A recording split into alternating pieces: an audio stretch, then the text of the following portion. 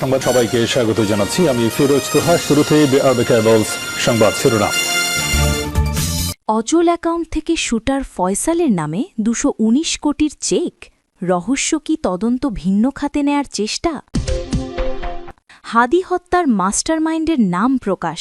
DMP commissioner এবার ফাঁস করল চাঞ্চল্যকর তথ্য। ফেঁসে গেল মির্জা আব্বাস। এতক্ষণ শুনছিলেন সংবাদ শিরোনাম, এখন থাকছে বিস্তারিত। ওসমান হাদিকে গুলির পরদিন র্যাবের হাতে আসা শুটার ফয়সালের বোনের আগারগাঁওয়ের বাসার পাশের বিল্ডিংয়ের ফুটেজেটি, যেখানে দেখা যায় ফয়সাল তার মাকে নিয়ে বাসার নিচে পরিত্যক্ত স্থানে কিছু একটা খুঁজছে। পরে র্যাবের অভিযানে জানা যায় পরিত্যক্ত সেই স্থান থেকে বেশ কয়েকটি গুলি পাওয়া যায়। এই একই ধরনের গুলি দিয়ে হত্যা করা হয় হাদিকে। ওই ফ্ল্যাট থেকে আরও মেলে কোটি কোটি টাকার চেক।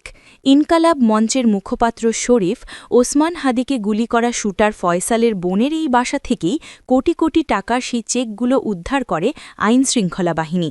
ফয়সালকে কেন, কারা, কোন ব্যক্তি প্রতিষ্ঠান এই চেকগুলো দিয়েছিল সেগুলোই এবার প্রকাশ্যে আসছে।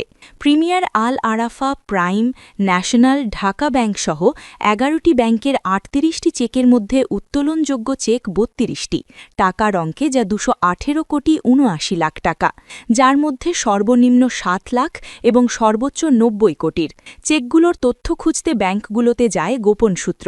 সবচেয়ে বেশি ৩৫ কোটির ১০টি চেক প্রিমিয়ার ব্যাংক গুলশান শাখার।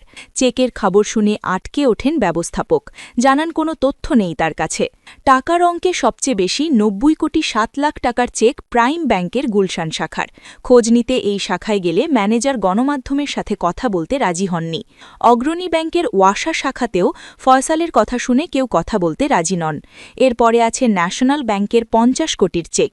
ব্যবস্থাপক ক্যামেরার সামনে কথা বলেননি, তবে তিনি জানান চেক ইস্যুকারী ম্যাম ইম্প্যাক্টস নামের প্রতিষ্ঠানের হিসাবটি অচল, সেখানে নেই কোনো টাকা। ৬টি চেক ইস্যু করা আল আরাফা ব্যাংকের মিরপুর শাখায় গেলে কর্মকর্তারা জানান এই হিসাবও ডরমেন্ট বা অচল অবস্থায় পড়ে আছে। ফয়সালকে দেওয়া ২১৮ কোটির মধ্যে ১৭২ কোটি টাকাই দিয়েছে রেনাশা international, Abu Omar trading corporation, mam impacts, dream infinity, Chishti tex সহ ৭ প্রতিষ্ঠান। এসব প্রতিষ্ঠান খুঁজে বের করার চেষ্টা করে যমুনা টেলিভিশনের অনুসন্ধান টিম। শুটারকে ৯০ কোটি টাকা দেয়া ড্রিমস ইনফিনিটির ঠিকানায় দেয়া বাড়িধার ডিওএইচএসে, সেখানে গিয়ে দেখা যায় এই নামের প্রতিষ্ঠান কখনো এখানে ছিলই না। বনানীর ম্যাম ইম্প্যাক্টস ফয়সালকে ৫০ কোটি টাকা দিয়েছে, সেখানে গিয়েও হদিজ মেলেনি প্রতিষ্ঠানটির। ফয়সালের চেক ইস্যু করা আরেক প্রতিষ্ঠান এমআর ইন্টারন্যাশনালের বনানীর ঠিকানাতেও কিছু নেই। ইন্দিরা রোডের চিস্তি টেক্সে গিয়ে জানা যায় আরও ৪ বছর আগে এখান থেকে ব্যবসা গুটিয়ে নিয়েছে তারা। এসব প্রতিষ্ঠানের ফোন নম্বরে ফোন করেও সাড়া মেলেনি। ৭ প্রতিষ্ঠান ছাড়াও ৬ ব্যক্তি ফয়সালকে দিয়েছে ৪৬ কোটি টাকা। ফয়সালের চেকের বিষয়ে মানি লন্ডারিং অনুসন্ধানে নেমে সিআইডি প্রধান জানিয়েছেন চেক ইস্যু করা সবার পরিচয় উন্মোচন করা হবে। এত বড় অঙ্কের লেনদেনের পেছনে হাদি ছাড়া অন্য কোনো মিশন আছে কিনা, এমন প্রশ্নের উত্তর খুঁজছে আইনশৃঙ্খলা বাহিনী। বাংলাদেশের কোনো পুলিশ কমিশনারকে কি এর আগে কখনো রাজপথে দাঁড়িয়ে আন্দোলনকারীদের সামনে এমন কথা বলতে শুনেছেন? কথাটি হল, হত্যাকাণ্ডের মূলে যারা রয়েছেন তাদের প্রত্যেকের নাম, ঠিকানা আমি উন্মোচন করে দেব। শাহবাগে ইনকালাব মঞ্চের উত্তাল জনসমুদ্রের সামনে দাঁড়িয়ে ডিএমপি কমিশনার শেখ মোহাম্মদ সাজ্জাদ আলী যেই ঘোষণাটি দিয়েছেন তা সাধারণ কোনো আশ্বাস নয়, এটি খুনিদের জন্য একটা মৃত্যু পরোয়ানা। তিনি স্পষ্ট করে বলেছেন শুধু শুটার ফয়সাল বা দালাল বা পিনি নন, তিনি হাত দেবেন সেই জায়গায় যেখানে কেউ এখনও হাত দেওয়ার সাহস করেনি। তিনি হাত দেবেন হত্যার শেকড়ে। সবাই জানতে চাইছিল হুকুমের আসামি আসলে কে, টাকার যোগানদাতা আসলে কে। কমিশনার কথা দিয়েছিলেন আর মাত্র ১০ দিন, আগামী ৭ জানুয়ারির মধ্যে তিনি সবার নাম পাবলিকলি প্রকাশ করে দেবেন।